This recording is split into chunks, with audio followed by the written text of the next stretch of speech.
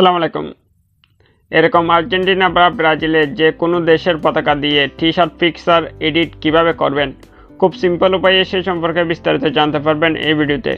So এই video like বাটনে যদি এখনও হিট করে না থাকেন তাহলে অবশ্যই একটা হিট করে দেবেন। বাই দ্য ওয়ে, এখনও যদি আপনি আমাদের চ্যানেলকে সাবস্ক্রাইব করে না থাকেন তাহলে নিচে কালো সাবস্ক্রাইব অপশনে ক্লিক করে সাবস্ক্রাইব করে রাখুন আরও ইন্টারেস্টিং সব ভিডিও পেতে।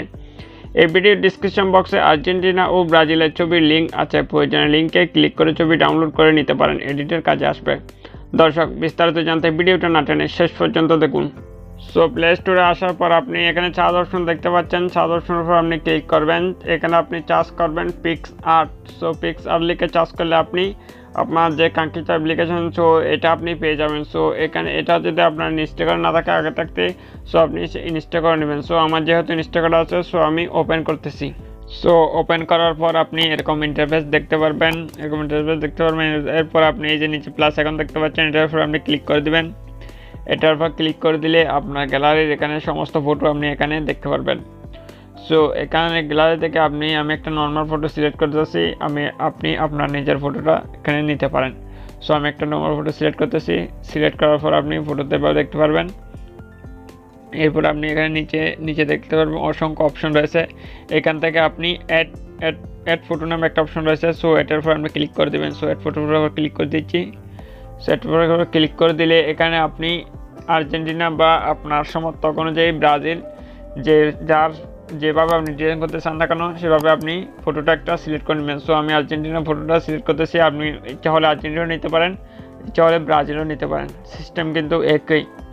তো একই সিস্টেমে আপনি দুই দেশের পতাকা দিয়ে আপনি দুই রকমের ছবি রেডি করতে পারেন, এটা আপনার ইচ্ছা অনুযায়ী। সো আমি মনে করেন আর্জেন্টিনার একটা ছবি নিয়ে দেখাচ্ছি। সো আমি আর্জেন্টিনার ছবির উপর ক্লিক করে দিলাম। এরপর উপরে যে অ্যাড অপশন দেখতে পাচ্ছেন এটার উপর আপনি ক্লিক করে দিবেন। সো এটার উপর ক্লিক করে দিলে আপনি ছবিটা এখানে সুন্দর করে কাস্টমাইজ করবেন। এরকম করে একটু বড় করে একটু একটু এরকম করে ঘুরিয়ে নেবেন। ঘুরানোর পরে একটু জুম করবেন। জুম করে এভাবে একটু বড় করে দেবেন। ছবিটা বড় করার পর আপনি এভাবে রাখবেন।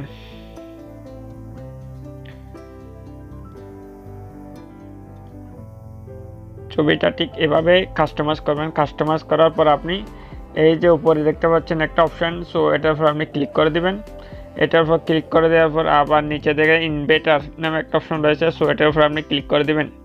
এটার উপর ক্লিক করে দেওয়ার পর আপনি ছবিটা জুম করে নেবেন। জুম করে নেওয়ার পর আপনি ছবির উপর একটু একটু করে আঙ্গুল দিয়ে করে নেন।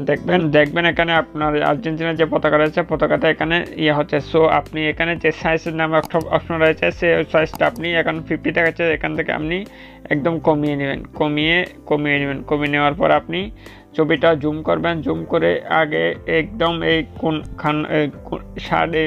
টি শার্টের যে কর্নার রয়েছে কর্নারগুলো একদম কলমের মতো করে আপনি প্রথমে আগে করে দিবেন। সিলেক্ট করে ঘষে আপনি কালারিং করে নেবেন। এটা যত আস্তে আস্তে আপনি এরকম করে কালার করবেন সেটা অটোমেটিক আস্তে আস্তে কালার হতে থাকবে।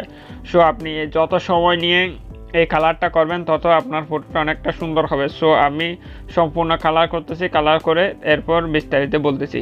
সো ওকে, আপনি ভিডিওটা কন্টিনিউ দেখুন।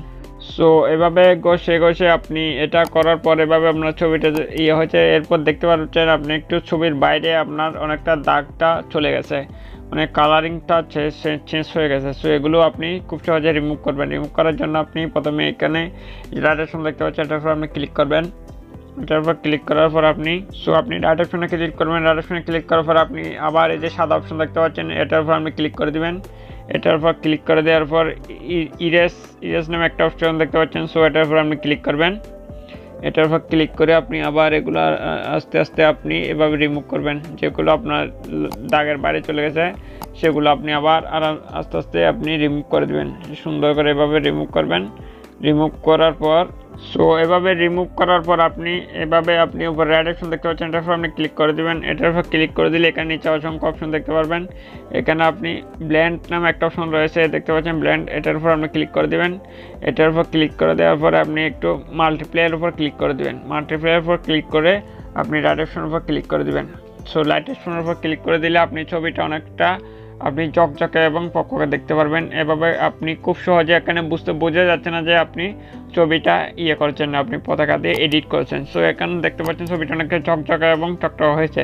সো এভাবে আপনি আর্জেন্টিনা বলেন, আপনি ব্রাজিল বলেন, আপনি যে কোনো দেশের পতাকা দিয়ে আপনি এভাবে আপনার নিজের টি শার্টের উপর বা বিভিন্ন শার্টের উপর আপনি এভাবে এই সিস্টেমে ওয়েটের মাধ্যমে আপনি এভাবে আপনি টি শার্টের মাঝে আপনার বিভিন্ন দেশের পোস্টার ডিজাইন, আপনি বিভিন্ন দেশের পতাকার ডিজাইন আপনি এভাবে করতে পারবেন।